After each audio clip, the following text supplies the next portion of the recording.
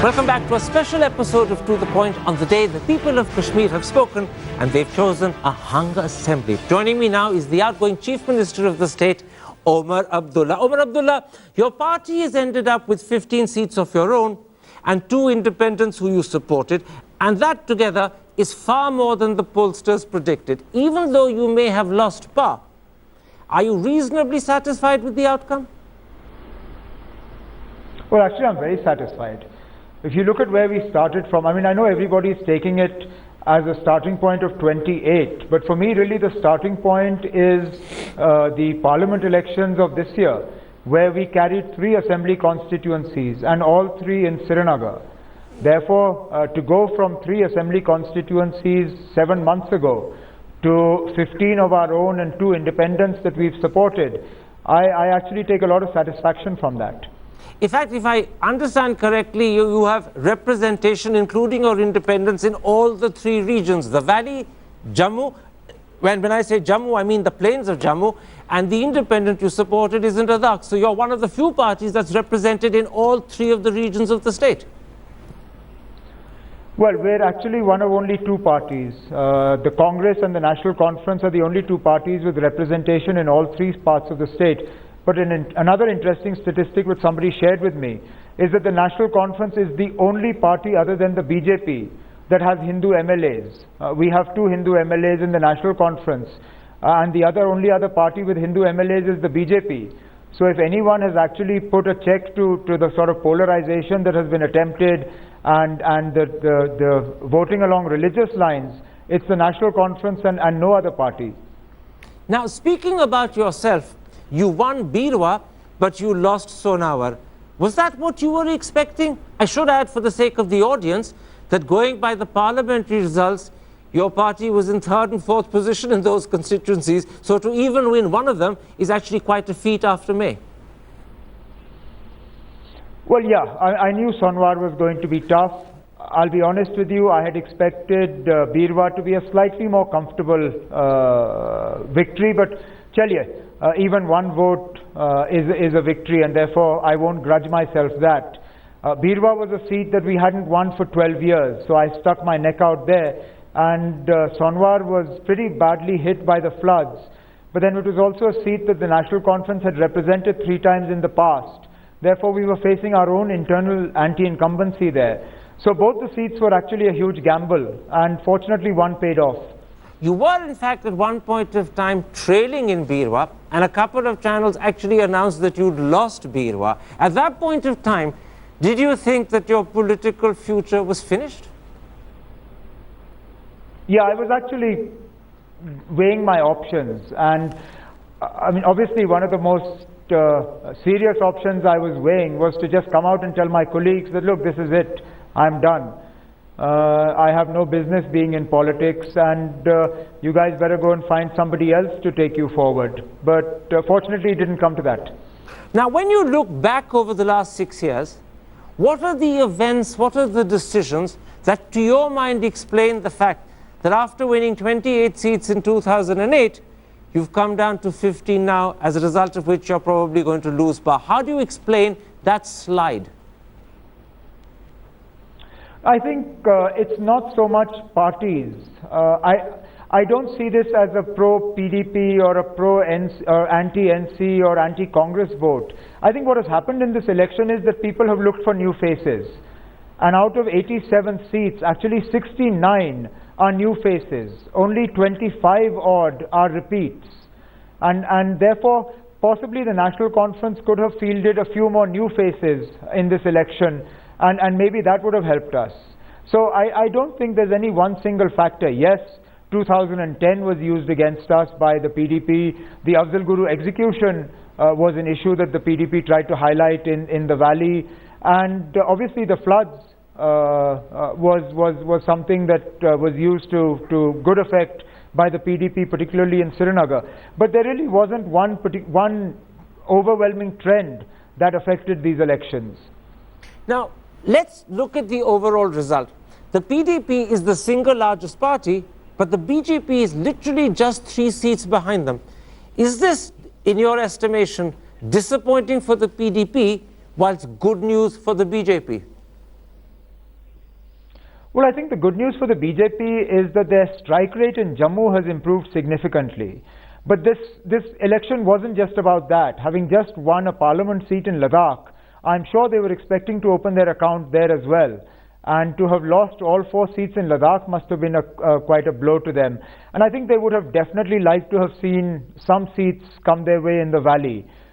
So to have lost all the seats in the valley as well would not have made for pretty reading for the BJP. So while they'll take a lot of satisfaction from Jammu, I think Jammu was anyway going to go with them. None of this Mission 44 or anything like that changed anything in Jammu. They were riding the Narendra Modi wave and they rode it to great effect in Jammu. The valley has been a letdown for them. As far as the PDP is concerned, this was their election to win. And the fact that they've done, they stopped at 28, I think privately, most PDP people will tell you that they're disappointed. I have no doubt that they were pegging themselves for 35 plus. So to have stopped at 28 would be a matter of considerable disappointment for the PDP. Now, one of the things that has become very clear is that the valley has voted substantially differently to the way the Jammu region has voted. And the traditional regional divide now looks as if it's also been overlaid by a religious divide. Is that an outcome that worries you? Well, it does worry me, but I'm hoping that it's a one-off. I'm actually putting the BJP's performance in Jammu more down to the Narendra Modi factor than to any sort of religious polarization. Yes, that also played a part, but I think it was more the sort of Modi wave that swept the BJP in Jammu. This is a one-off. There isn't going to be another Modi wave 6 years down the road. So hopefully we won't see this sort of polarization going ahead. But again, it's based more on hope than anything else at the moment. Let's look at this question of government formation, because at the end of the day, you have a fairly sharply hung assembly in Srinagar. Earlier this evening on another channel, you said that you had left a crack open to support the PDP, but it was really dependent upon Mufti Saeed ringing you. As you put it, you weren't going to walk down the road, but if the phone rang, you'd pick it up. What is it that Mufti Saeed has to say that might convince you to extend support to a government he forms? Well, it's purely up to him. Does he want a government together with the BJP, or would he rather set up a government supported by a regional party so that he can deal with the state's agenda without having to be dependent for approval from a national party? I know what it's like to govern this state dependent on a national party for the majority. I make no secret of the fact that I would have moved forward on AFSPA if I didn't have to depend on the Congress for the numbers. And there are other issues as well of a similar nature. So, I mean, it really is for Mufti Sayyid to decide. Does he want to compromise his agenda and tie up with the BJP, or does he want to put the state forward? But are you simply suggesting that if he were to ring you, you would extend support? Would there not be some conditions you'd want met, some assurances you'd want guaranteed before you said yes? Or is it just a phone call that's needed before you're on his side? Oh, no, I'm not hankering for power, and I'm not looking for any sort of sops for myself. But certainly, I mean, it's not as if he just has to pick up the phone and snap his fingers and I'm going to go bowing and scraping. There will be a conversation, as I'm sure, were he to talk to the BJP. There would be a conversation for that understanding as well. It's that conversation I'm trying to explore with you. What are the issues that you would want him to clarify? What are the terms and conditions you'd like him to set down so that you can say yes? Let the phone ring, Karan. I'll have this conversation if it rings. There's no point a hypothetical conversation between you and me. All right, let me put it like this. Have you thought through what you'd say to him if he asks for support? What conditions you'd want met? What assurances you'd want guaranteed? Have you thought that through?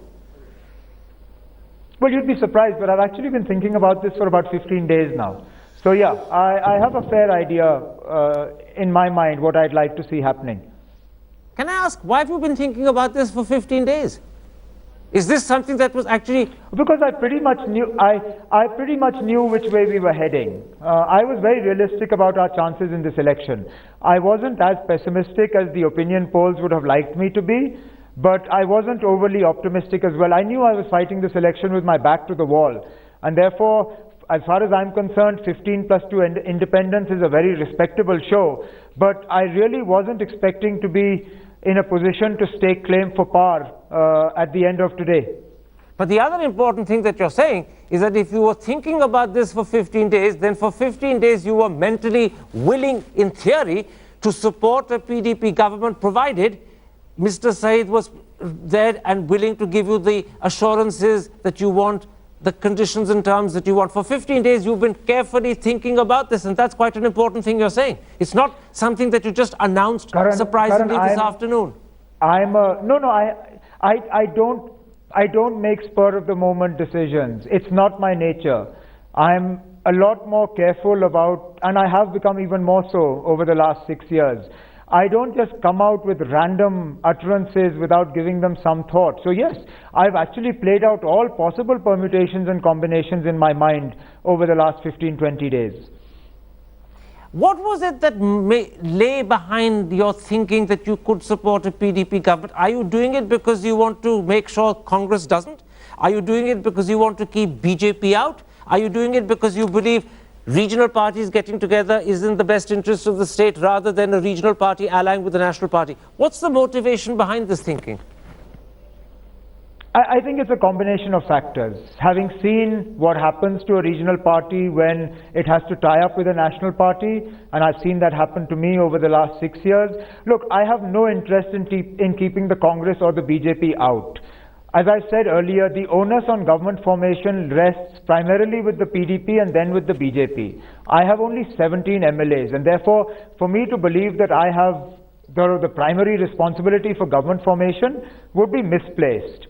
But as the working president of a party with 17 MLAs, I definitely owe myself and my party this much, that I keep all options open and think about things like this. Now, and plus, I think the seeds, no, let me finish. I think the seeds for this sort of thing were sown when I saw Lalu Prasad Yadav and Nitish Kumar come together. If they can come together to form a regional combine, I mean, why can't we look at it in J&K? Very true. Let me put this to you. If you were to come together, would your party seek a place in government with ministerships, etc.? Or would you be willing simply to support from outside? Again, Karan, this is not, I mean, we're talking in the realm of hypothetical. I mean, I would be amazed if the phone rang and it was somebody from the PDP on the other side. They're probably scratching their heads right now wondering what to do with me, because I don't think they expected anything quite like this. But then that's politics. I mean, the idea is to keep everybody guessing. Why should I be an easy person to read or understand? So when you say the idea is to keep everyone guessing, it's possible you may just extend outside support and not ask for a seat in government, either for yourself or your party. I won't say anything beyond that. Right. Now, you actually thrown an incredible googly into the politics of Kashmir by speaking so openly and in such detail, particularly now this evening. You've gone into much greater detail than you did earlier this afternoon about the fact that you've been thinking of this for 15 days. You've worked out in your mind at least what sort of terms and conditions and assurances you'd want, even if you won't make them public. In contrast, before the break on this very show, Muzaffar Hussain Beg told us how he has done a lot of thinking about the basis on which his party, the PDP, can ally with the BJP, why it makes sense, and how he would overcome the ideological obstacles in terms of an alliance. Would you be happy if at the end of the day the PDP formed a government with the BJP and all that you've been saying on channels trying to, I suppose, attract their attention was ignored? I would have no problem with that either. I am very happy to spend the next 6 years in opposition. I think I've taken a lot of unnecessary stick from the PDP and even the BJP, particularly over this campaign period. a lot of personalized attacks, even from the Prime Minister and others. And therefore, if the sum total of all this was to mean that I would spend 6 years in the opposition, then bring it on. I'll be very happy to. So you're resigned to the possibility, and to many it looks like the fact, that shortly now you will stop being Chief Minister and you will simply be an MLA. And in fact, if the BJP and PDP don't form an alliance, then you might not even be leader of the opposition. You're resigned to all of that. Oh, I'm very much resigned to it. You know, a great man very often said that it is much nicer to be in the opposition than in government, and he should know because he had experience of both. And I actually look forward with some degree of relish to playing the part of an effective opposition leader. One last question. When you look at the results, it certainly seems to me that if Congress and the National Conference had stayed in alliance, you would have both done much better. The PDP considerably worse, and possibly the BJP too. Do you think now, with hindsight, particularly when you look at the outcome, that breaking that alliance has cost both of you, and cost both of you substantially? Well, unfortunately, the Parliament election showed that the Congress turned out to be a rather dishonest electoral partner. And our experience at their either lack of willingness or their inability to transfer votes meant that there was absolutely no question of us coming together for the assembly elections. Had they been in a position to transfer votes in the Parliament elections, and had we been to some extent confident that they would have done the same in the assembly election, we would have examined the options of fighting together. But we saw in Parliament most of their votes went to the PDP, and that's perhaps one of the reasons why we did better in the assembly elections without them. All right, Omar Abdullah, you've been incredibly frank and extremely honest in revealing that for 15 days you've been thinking about the terms and conditions on which you might offer support to the PDP, provided the phone rings. If it does ring, would you tweet and let the world know that Mufti Saeed was on the phone?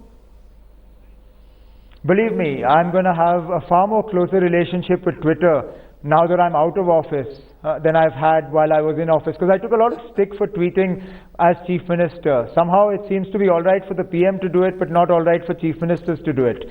So yeah, you'll hear a lot more from me on social media and otherwise. Including when the phone rings? Oh, including when the phone rings.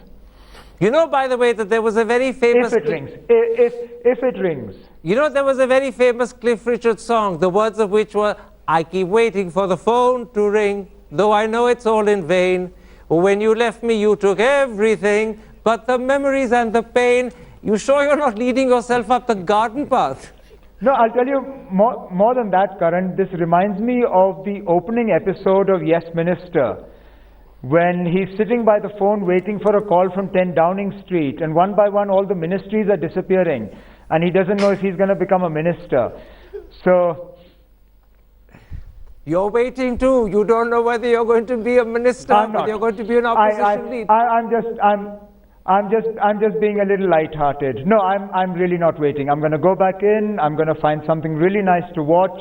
I'm going to book my ticket to England, and day after tomorrow, I'm off to go and give my mom and dad the biggest hug. You know that song I was quoting from Cliff Richard? It ends with the words, outsider, that's me. Is that how you see yourself?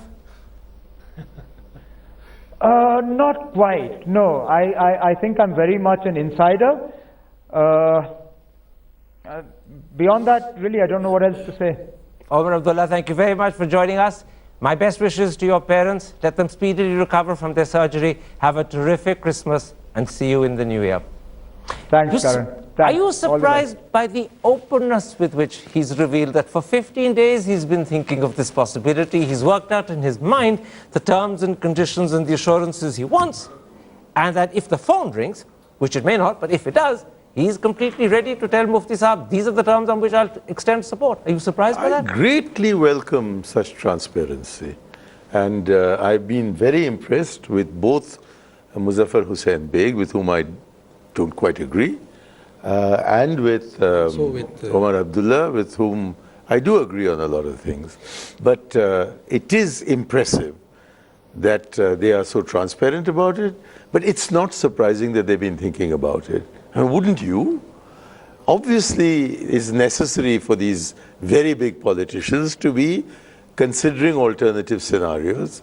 I'm very happy that they're willing to share their thoughts with the general public. Very quickly. It also shows their maturity. It also shows their maturity and also the political preparedness of these two people, these two parties, how closely they have been working with the people and they actually have the pulse of the people.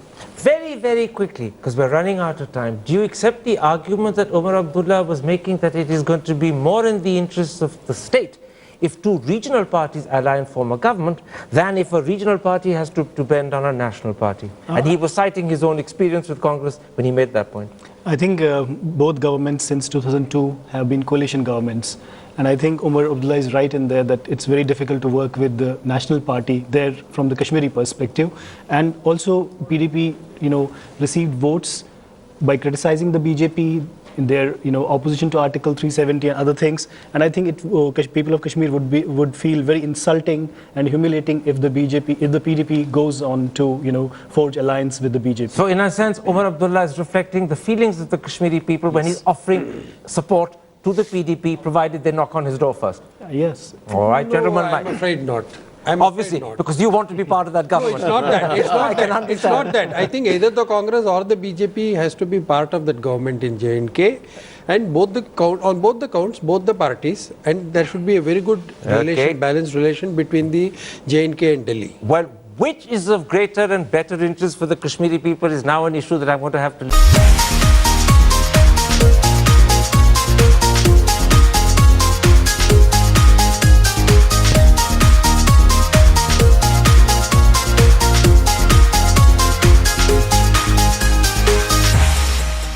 is actually quite a feat after May.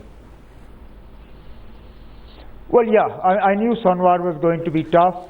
I'll be honest with you, I had expected Birwa to be a slightly more comfortable victory, but chaliye, even one vote is a victory, and therefore I won't grudge myself that.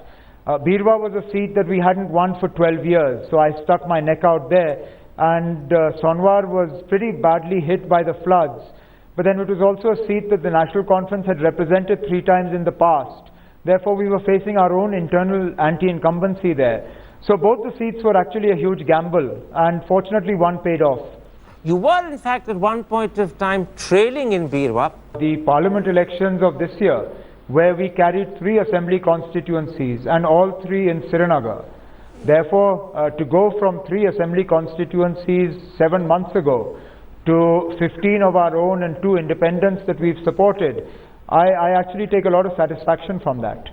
In fact, if I understand correctly, you have representation, including your independents, in all the 3 regions. The Valley, Jammu, when I say Jammu, I mean the plains of Jammu, and the independent you supported is in Ladakh. So you're one of the few parties that's represented in all 3 of the regions of the state. Well, we're actually one of only 2 parties. The Congress and the National Conference are the only 2 parties with representation in all 3 parts of the state. But another interesting statistic which somebody shared with me is that the National Conference is the only party other than the BJP that has Hindu MLAs. We have 2 Hindu MLAs in the National Conference, and the only other party with Hindu MLAs is the BJP. So if anyone has actually put a check to the sort of polarization that has been attempted and the voting along religious lines, it's the National Conference and no other party.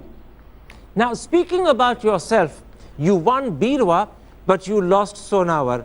Was that what you were expecting? I should add, for the sake of the audience, that going by the parliamentary results, your party was in 3rd and 4th position in those constituencies. So to even win one of them, and a couple of channels actually announced that you'd lost Birwa. At that point of time, did you think that your political future was finished? Yeah, I was actually weighing my options, and I mean, obviously one of the most serious options I was weighing was to just come out and tell my colleagues that, look, this is it, I'm done. I have no business being in politics, and you guys better go and find somebody else to take you forward. But fortunately, it didn't come to that. Now, when you look back over the last 6 years, What are the events, what are the decisions that to your mind explain the fact that after winning 28 seats in 2008, you've come down to 15 now?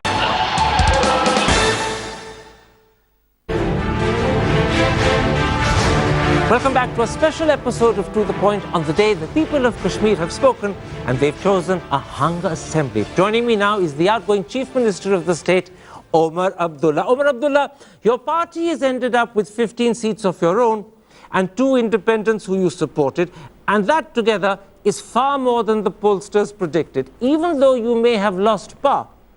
Are you reasonably satisfied with the outcome? Well, actually, I'm very satisfied. If you look at where we started from, I mean, I know everybody's taking it as a starting point of 28, but for me, really, the starting point is